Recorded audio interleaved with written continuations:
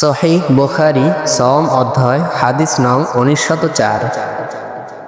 আবু হুরায়রা রাদিয়াল্লাহু তাআলা আনহু থেকে বর্ণিত, তিনি বলেন, আল্লাহ রাসূল সাল্লাল্লাহু আলাইহি ওয়াসাল্লাম বলেন, আল্লাহ তাআলা বলেছেন, সওম ব্যতীত আদম সন্তানের প্রতিটি কাজই তার নিজের জন্য, কিন্তু সওম আমার জন্য, তাই আমি এর প্রতিদান দেব।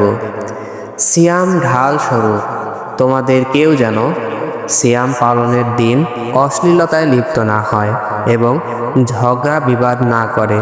যদি কেউ তাকে গালি দেয় অথবা তার সঙ্গে ঝগড়া করে, তাহলে সে যেন বলে, আমি একজন সাইম, যার কবজায় মুহাম্মাদের প্রাণ।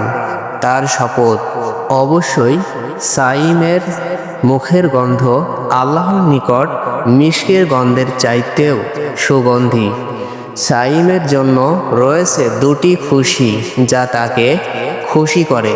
যখন সে ইফতার করে সে খুশি হয় এবং যখন সে তার রবের সাথে সাক্ষাৎ করবে তখন সওমের বিনিময়ে আনন্দিত হবে।